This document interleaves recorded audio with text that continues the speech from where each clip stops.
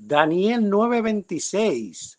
Y el pueblo de un príncipe que ha de venir destruirá la ciudad y el santuario, y su fin será con inundación, y hasta el fin de la guerra durarán las devastaciones. Sobre esta cita bíblica y el siguiente versículo 27 nos hemos basado todos para definir una de las profecías más importantes de la Biblia sobre las 70 semanas de Israel, y ha estado y está sujeta a diferentes interpretaciones y contradicciones entre las diferentes escuelas teológicas. En mi caso, para esta ocasión, solo me basaré en la expresión el príncipe que ha de venir, que todos la han interpretado como el futuro anticristo que vendrá y que será de descendencia supuestamente romana y por ende de Europa.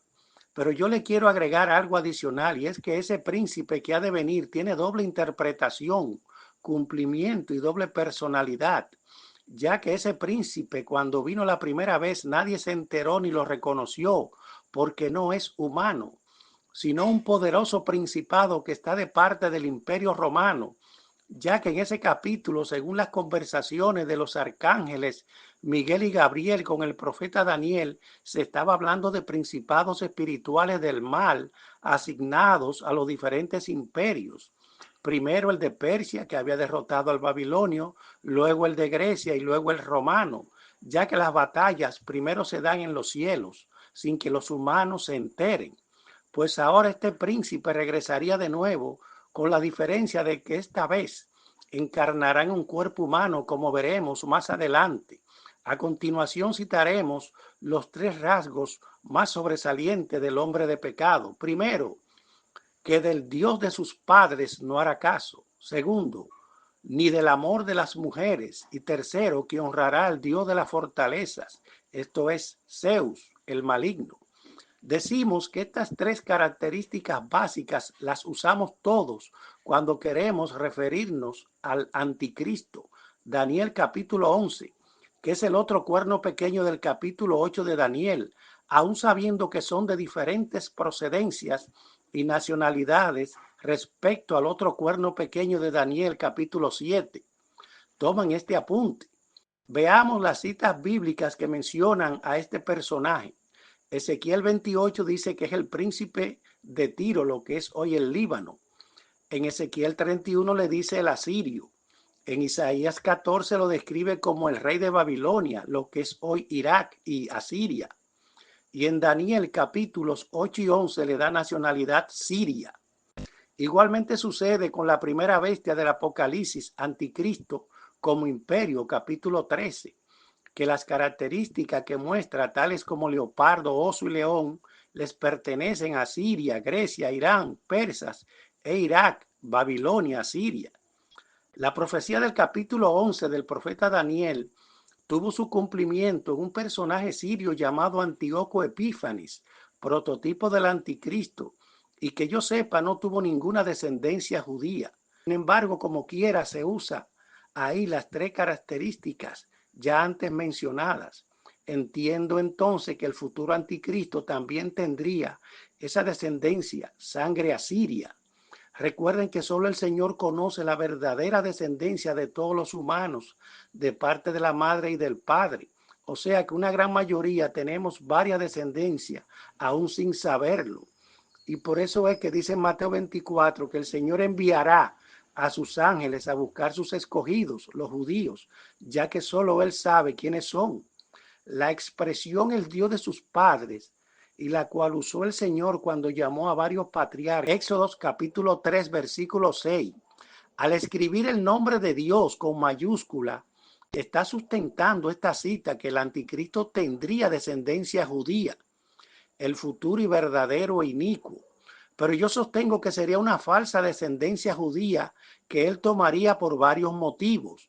Primero, como vimos, esta cita la dice a un personaje sirio, y también vimos las diferentes cualidades y nacionalidades con los que a este personaje se le está mencionando, dando a entender que no tendría una nacionalidad propia única, sino que estará definida por los diferentes imperios al que representará y no por su nacionalidad individual como tal.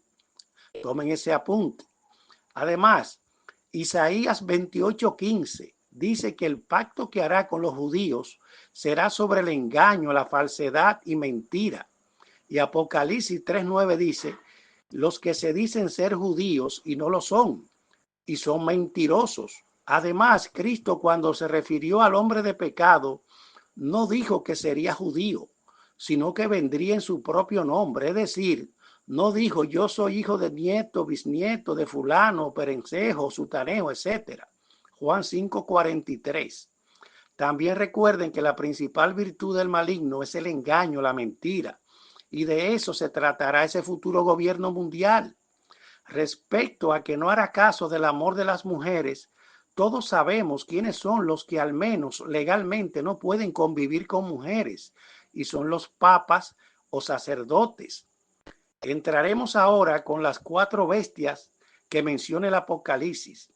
En el capítulo 12 menciona al maligno como un dragón con similitudes de 7 cabezas y 10 cuernos, al igual que la primera bestia de Apocalipsis capítulo 13 y de la otra bestia del capítulo 17 de Apocalipsis, que al mostrar las mismas similitudes nos da a entender que quién tendrá el dominio pleno con los gobiernos humanos, que será él. Para esa ocasión, lo relaciona con personajes o países o imperios del pasado. Incluye también los 10 dedos de los pies de la estatua del capítulo 2 de Daniel, y que son los mismos 10 cuernos de las bestias del Apocalipsis, que serán 10 países que gobernarán junto al anticristo por 1 hora. Y entiendo que esos países son la representación física de cada uno de los 7 imperios. Recuerden que el inicuo tumba 3 cuernos más luego. Así que habrá países de Europa y del Medio Oriente asiático involucrados. Por eso dice que esas alianzas humanas serán como el barro y el hierro, que no se pueden unir permanentemente. Retomando el tema de las bestias del Apocalipsis, decimos que la primera bestia del Apocalipsis, capítulo 13, que sube del mar, simbolizando pueblos, y la cuarta bestia del Apocalipsis, capítulo 17, es la misma, con la diferencia de que la primera bestia es el anticristo como hombre, y ya en el capítulo 17 lo muestra con una resurrección, con una entidad del abismo que tomará posesión de ese cuerpo. Entiendo que ese principado sería el príncipe que ha de venir de Daniel 9, 26, 27, como lo he dicho antes, puesto que este principado está vinculado directamente con Roma y tiene que ser de alto rango porque tendrá un enfrentamiento final con Cristo, al igual que el falso profeta, el cuerno pequeño del capítulo 7 de Daniel, el cual yo sostengo que ese es el falso profeta, que también sale del Imperio Romano y que será el papa de turno al momento del reinado del anticristo, porque posee las mismas características las que tiene la segunda bestia que sube de la tierra de Apocalipsis capítulo 13.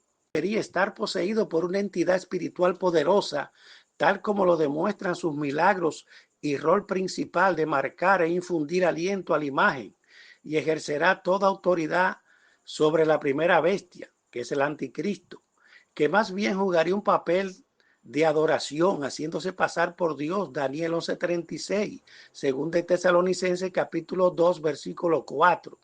Es decir, que el falso profeta sería el que tome las decisiones, haría las veces del Espíritu Santo.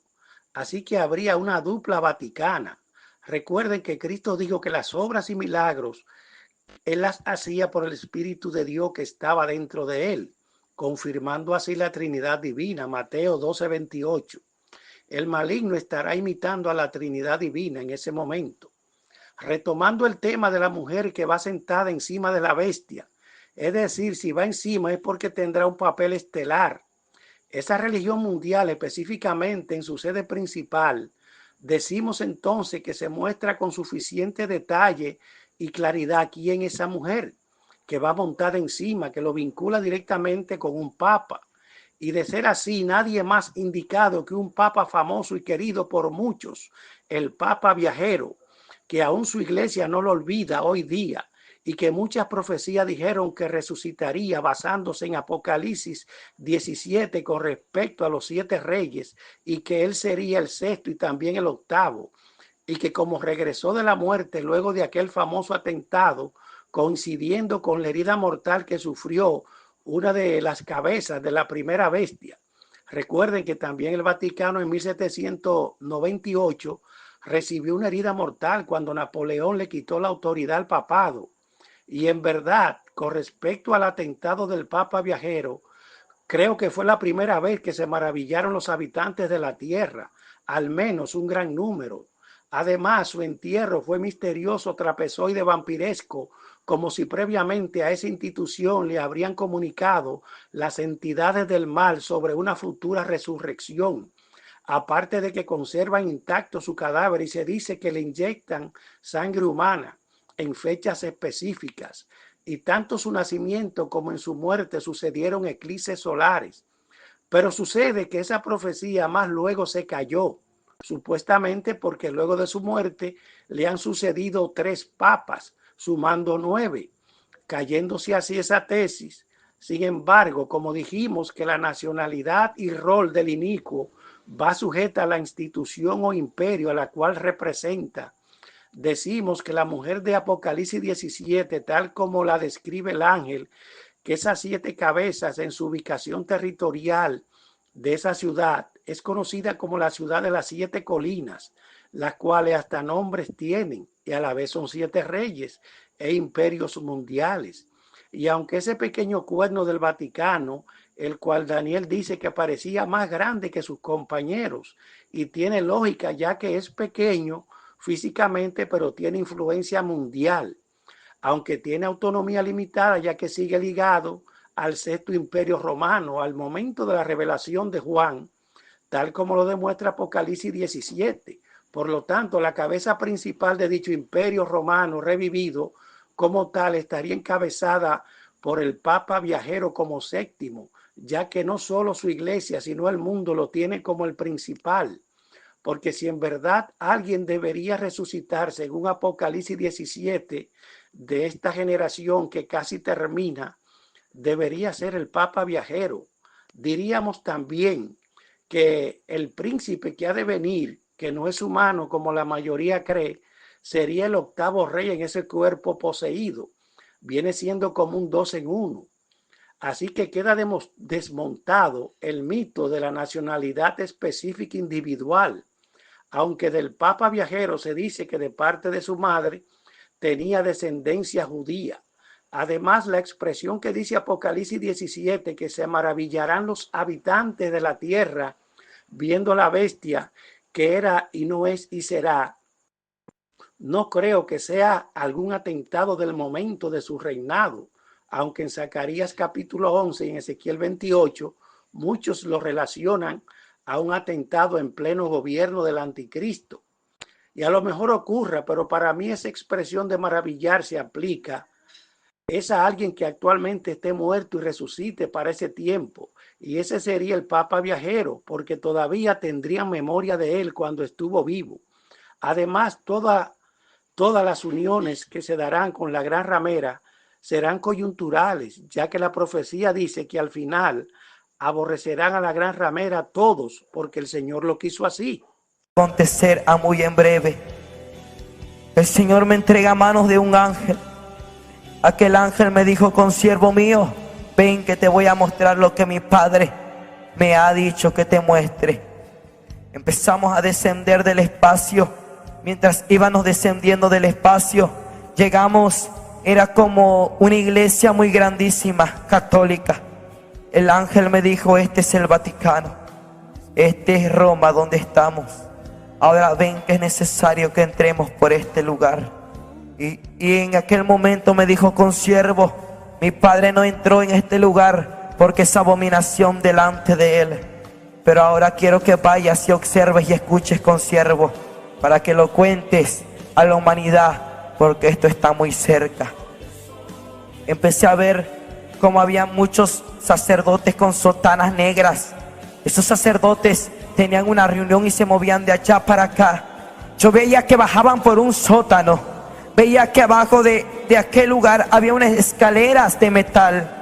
Era un sótano la cual bajaban. Me dijo, consiervo mío, me dijo el ángel, quiero que bajes y observe lo que están planeando ellos y lo que están haciendo en estos momentos. Hizo que alaba. En ese momento empecé a descender, empecé a caminar. Llegué a un sótano, empiezo a ver un ataúd. En aquel ataúd empiezo a ver los sacerdotes ver hacia abajo. Y yo decía, ¿qué están observando ellos? El ángel me dijo, consiervo, ve y observa, porque el que verás ahí es el anticristo, cual muy pronto se levantará el hombre de pecado y se eleve quinda. Y el ángel me dijo, hijo, pero aún el hombre de pecado no se ha levantado, porque está el Espíritu Santo aún reinando en muchos corazones en la tierra. Pero cuando el Espíritu Santo se vaya juntamente con la iglesia, o se eleve, ese hombre de pecado se levantará.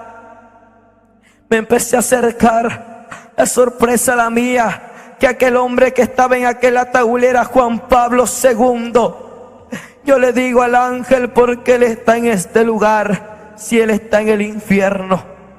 El ángel me dijo, hijo, un demonio tomará posesión de su cuerpo y el hombre de pecado se levantará.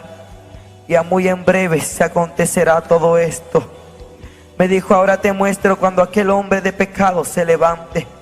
Veo que aquel hombre de pecado recibió un espíritu que se apoderó de su cuerpo. Aquel hombre se levanta de aquel ataúd. Los sacerdotes en aquel momento estaban muy contentos de lo que sus ojos estaban viendo. Yo veo como miles de personas estaban esperando a aquel anticristo, esperando a Juan Pablo II. Yo veía el Vaticano totalmente lleno. Mi alma te alaba, Espíritu Santo. Veo en aquel momento que un hombre se empieza a acercar. Aquel hombre extendió sus manos y dijo, ahora yo le daré un gobierno mejor al de su Dios. Ahora yo le daré un gobierno mejor al de Dios. Y el que quiera venir a mí, que venga. Y él extendiendo los brazos, vi como multitud de almas se empezaron a correr ante él.